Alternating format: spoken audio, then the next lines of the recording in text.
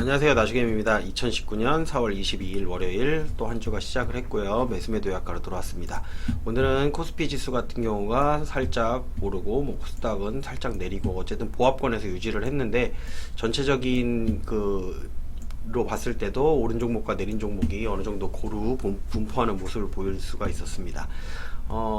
오늘의 특징적인 게 있었다 그러면 원달러 환율이 다시 1140원대로다가 올라왔는데도 어쨌든 국내 지수가 지키고 있다라는 거에 대해서는 약간은 긍정적인 요소가 있지만, 비차익 순매수 같은 경우가 마이너스로다가 오늘 나오고 있다라는 거는 주가의 상승에 상당히 압력을 받고 있다라고 생각을 하시면 됩니다. 대차가 금요일날 확인해 보신 분 계시겠지만, 대차가 뭐 살짝 감소를 해서 어느 정도 이제 국내 지수가 지켜주긴 했는데, 지금 상해 지수 같은 경우는 이제 상당히 많이 빠졌죠. 이렇게 빠지다 보니까, 중국 지수 같은 경우가 빠지다 보니까 국내 지수는 그에 비해서 오른 게 없기 때문에 안 빠졌다라고 생각을 하시면 됩니다. 미증시가 이제 휴일을 마치고선 오늘 다시 시작을 하는데, 이제 미증시의 영향을 어느 정도로 받을 것으로 예상을 합니다. 그것 때문에 그런지 몰라도 달러를 갖다가 이렇게 올려놓고선 아마 미 증시가 시작되면 달러를 또 매도 치면서 외국인의 수급이 들어올 확률이 높습니다. 지금 매도한 물량을 보면 별로 매도를 안 하고 선물 쪽에 매수를 갖다 어느 정도 하면서 앞으로 주가를 갖다가 조금 더 올리려고 하는 모습을 조금 보였다고 저는 개인적으로 생각을 합니다. 연기금 같은 경우도 수급의 흐름이 코스피 쪽으로다가 어느 정도 들어왔고, 오늘 수급은 차익거래 주체인 금융투자가 좀 많이 매도를 하면서 이제 지수를 갖다가 상승 쪽으로 가는 거를 조금 막아줬다라고 생각을 하면 됩니다. 유가 같은 경우가 어느 정도 또 급등을 오늘 했기 때문에 지금은 여기서 64로 돼 있지만은 실질적으로는 65달러 1% 이상 오늘 유가가 상승을 했습니다. 사실 그러면 주가는 조금 올라야 되는데, 주가 같은 경우는 이제 달러로다가 해서 이렇게 또 막았다라고 생각을 하시면 돼요. 달러 같은 경우가 조금 더 올라갈 수가 있기 때문에 주가는 상승으로 가는 거를 약간은 이제 막혀 있다라고 생각을 하시고선 장을 바라보시면 괜찮을 것 같습니다. 대차 같은 경우에는 일단은 감소를 하긴 했었는데, 금요일날 이렇게 조금 감소를 했었죠.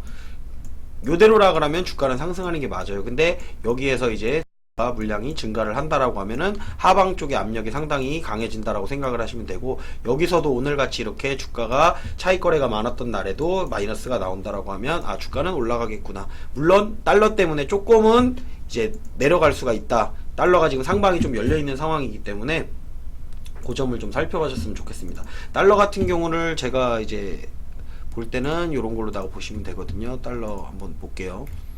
지금 달러 레버리지를 본다라고 하면은, 이게 지금 달러 선물 레버리지입니다. 이런 거 같은 경우를 본다라고 하면은 일단은 상방이 열려 있습니다. 요거 같은 경우에도 보면은 상방이 여기서 보시면은 이 위에 구간에 지금 여기가 고점이죠. 요 라인까지가 조금 열려 있다가 여기가 고점이잖아요. 여기 이렇게 고점까지가 지금 남아 있는데, 요 고점을 돌파한다라고 하면은 이 위로다가 지금 구간이 많이 열려 있기 때문에 달러가 더 상승을 한다 그러면 주가는 내려갈 가능성이 있다라는 것을 보면서 요 구간을 돌파하는지 안 돌파하는지를 좀 살펴보시고선 주가가 하락할지 안 할지를 보시면 좋을 것 같습니다. 업종별로다가 차트를 살펴봤을 때는 지금 요거는 코스닥 150이죠. 코스닥 150 같은 경우도 마찬가지예요. 이게 달러가 상승을 하다 보니까 요 구간을 갖다 돌파를 못 해냈어요. 오늘 요 구간을 돌파를 못 해냈기 때문에 이 구간을 돌파를 해줘야만 상승 쪽으로 다 갈 수가 있는데, 내일은 요 구간을 지키는지가 더 중요하다라고 생각이 듭니다. 제 개인적인 생각으로는 요 구간을 지켜준다라고 하면은 주가는 조금 더 상승할 가능성이 있고, 지켜주지 못하고 내려간다라고 해서 요 라인, 아랫라인, 여기 중요한 구간이에요. 지금 요 박스 구간에서 요쪽을 깨면은 내려가는 거고, 요쪽을 깨면 올라간다라고 생각하고선 양쪽을 다 보고선 대응하시는 게 좋을 거라고 생각이 듭니다. 코스피 같은 경우는 이제 코스닥 지표 같은 경우도 마찬가지죠. 지금 좀 전에는 150을 본 건데, 코스닥 같은 경우도 요 라인을 못했고, 내려갈 때는 이제 어떻게 보면은 끌어올린 게 있기 때문에 이 라인만 내려가더라도 살짝은 이제 위험한 구간이 될 수가 있는 거죠. 요 라인까지 깨준다고 하면은 더 내려갈 수 있는 구간. 그래서 내일은 아무래도 이제 요걸 보시지 말고요, 코스닥 150을 보세요. 지금은 코스닥 150 지표들이 조금 더 올라오는 구간이기 때문에 코스닥 150 지표를 보시고선 코스닥 150 지표가 지금 요 구간을 갖다가 무너뜨리지 않고, 그러니까 요 종가 구간을 갖다가 어느 정도 무너뜨리지 않고 요 라인 권에서 유지를 해서 종가를 마감을 한다라고 해야지 상승할 수가 있고, 요 라인을 갖다가 돌파를 해주면 가장 좋은 그림이 되기는 합니다. 하지만은 요 구간을 갖다가 다시 깨고 내려간다라고 하면은 여기서는 하락으로다가 보시는 게 맞겠죠. 코스피 같은 경우에는 오늘 보합권으로 유지를 했기 때문에 그래도 지킬 라인은 지켰어요. 지켜줄 라인은 지켰고, 요 라인을 갖다 깨주지는 않았다는 말이죠. 종가상으로다가는 지켜줬기 때문에 요 구간 안에서 조금 놀 수 있는 확률이 좀 생겼다고 생각을 하시고 보시고, 여기서도 마찬가지예요. 요 라인을 깨준다라고 하면 아, 주가는 내려갈 수 있겠구나. 어디까지? 이 정도까지는 내려갈 수 있다. 그러면 이 구간까지는 기본적으로 한 이 정도까지 내려오겠죠. 2200을 깰 수가 있으니까 그거를 갖다 잘 지켜보시면 돼요. 물론 20일 라인이 2200 라인을 지키고 있기 때문에 요 라인을 갖다 종가상으로 깨준다라는 거는 이 아래 구간도 열려 있다는 얘기예요. 그럼 60일 라인도 깨질 수가 있고 다 내려갈 수가 있어요. 그러니까 여러분들이 보실 때는 2200 라인을 갖다가 지켜주는지를 보시고, 종가상으로는 2200 라인이 아니고 지금 이 라인을 지켜줘야 되죠. 이 라인 2210포인트는 종가상으로 지켜야 돼요. 그렇게 생각하고 보시면은 주가는 상승을 할지 내려갈지, 이제 구간상으로다가는 조금 애매한 구간이 됐습니다. 거기에 수급의 흐름 같은 경우에도 개인의 수급의 흐름이 점점 증가를 하고 있기 때문에 주가는 상승보다는 하락 쪽으로 갈 확률이 조금 더 높아지고 있는 상황이라고 생각을 하시고 보셨으면 좋겠습니다. 하지만 이제 긍정적인 요소가 있다 그러면 개인의 수급이 크지 않다, 그리고 대차가 그래도 지금은 감소를 하고 있다라는 것 쪽으로다가는 조금 긍정적인 요소로가 볼 수가 있는 거고요. 여기서 대차가 갑자기 증가를 한다든지 달러 선물이 계속 증가를 해서 또 주가가 이제 달러가 올라간다든지 그러면 주가는 이제 하방 쪽에 압력을 조금 받는다라고 생각하고선 보시는 게 좋을 거라고 생각이 듭니다. 이제 저 같은 경우는 이제 코스닥 150 관련된 종목들로 해가지고 그 종목에 관련된 이슈를 보고선 올라갈 수 있는 것들을 갖다가 조금 살펴보고 있는데, 오늘 뭐 신규 매수한 종목 같은 경우는 KC란 종목과 상하 프론테크, 지난번에 제가 매수하려고 했던 라인이에요. 지난주에 잡으려고 했는데 안 잡혔는데, 안 잡혀도 제가 위로 안 잡는 이유가 뭐냐면은 다시 이렇게 오니까 여기가 저점이었었죠. 아마 저점이었을 거예요. 그날의 저점.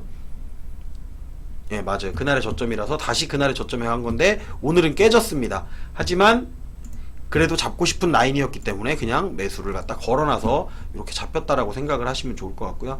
텔콘 RF 같은 경우도 예전에 물렸던 종목이에요. 이거 물려 있어 갖고 이거를 살려내야 되는데 지금 아래 구간에서 위로다가 올라가는 걸 확인을 하고 오늘 종가 부근을 예측을 해서 잡은 거죠. 종가 부근에 요 정도까지 해서 예측을 하고, 그리고 이제 이번 주 말부터는 소화 내분비약회가 또 시작을 하고, 목요일부터는 전기 친환경 자동차 이제 동력 세미나를 하기 때문에 그거에 관련된 종목으로는 이제 모비스 같은 경우는 제가 그날 잡았었는데, 금요일날 잡았었던 종목이죠. 금요일날 신규 매수를 했던 종목인데 오늘 이유 없이 빠지는 거예요. 그래서 요 라인에서 추가 매수를 더 했습니다.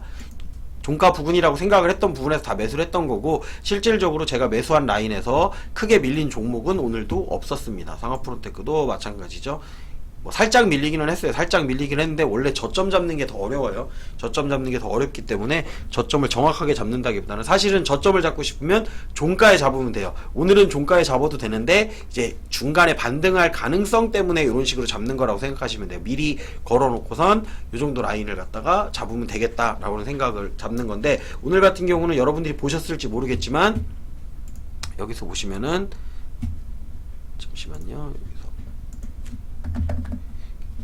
이제 시장 종합에서 살펴보면 오늘 같은 경우에는 이렇게 이런 것도 하나의 팁이라고 생각을 하시면 되는데, 비차익수 매수가 마이너스가 이렇게 나오고 있는 날 있잖아요. 요게 플러스로 돌아서지 않고 계속 마이너스가 나오는 거를 갖다가 살펴보고 있다라고 하면 이 마이너스권에서는 종가까지 내려갈 확률이 높습니다. 그렇기 때문에 이렇게 마이너스가 나오는 날에는 매수를 잡기보다는 종가까지 기다렸다 매수를 잡는 방법도 하나의 매수하는 이제 팁이라고 제가 알려드리고 싶어서 요거는 하나 더 말씀을 드리게 되네요.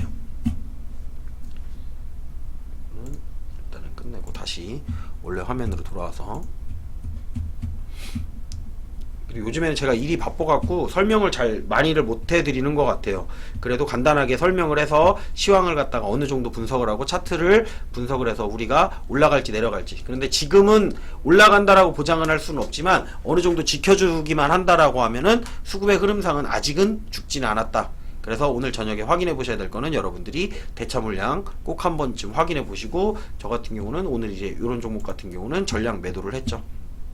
뭐 더 올라간다 그래도 지금 여기가 저한테는 이제 38%, 40% 구간이었어요. 고점에 팔았다 그러면 40%였는데 저는 이제 38%에서 마무리를 했습니다. 미리 이제 장중에 10% VI에서 매도를 하고 말을까라고 생각을 했었는데 위 구간이 조금 더 열려 있는 것을 확인했기 때문에 그 1150원대가 라운드 픽이잖아요. 라운드 픽여 아래 가격에서 매도를 한 겁니다. 그래서 약간의 오버슈팅이 나와서 11,650원 오늘 고점을 찍고선 내려오긴 했는데, 여태까지 이제 기다렸죠. 이렇게 기다렸다가 슈팅이 가장 큰 슈팅이 나오면서 더 올라간다라고 해도 미련 없다라고 생각을 했기 때문에 여기서 전량 매도를 했다라고 생각을 하시고 보셨으면 좋겠습니다. 나머지 부분은 조금 밀린다고 하더라도 물릴 생각을 하고 매수를 하는 거예요. 지금 신규 매수하는 종목들 같은 경우는 물릴 생각을 하고 잡는 거예요. 그래도 아직 올라가지 않은 종목들이기 때문에 이슈를 받아서 올라갈 확률이 높다라고 생각을 해서 잡는 거죠. 많이 내려와 있는 종목들, 더 내려갈 거 당연히 각오하고 잡는 거예요. 이런 종목들 같은 경우에는 매수 잡는 거.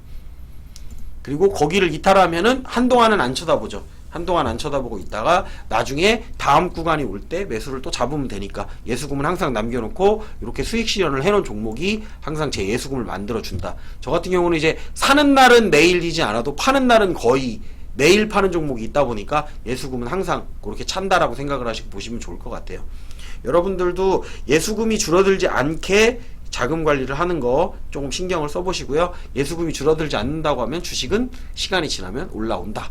그냥 그 정도로만 생각하고 보셨으면 좋겠습니다. 오늘 방송은 여기까지 하도록 하겠습니다. 유튜브로 시청하시는 분들은 좋아요, 구독, 알림 설정 해주셨으면 좋겠습니다.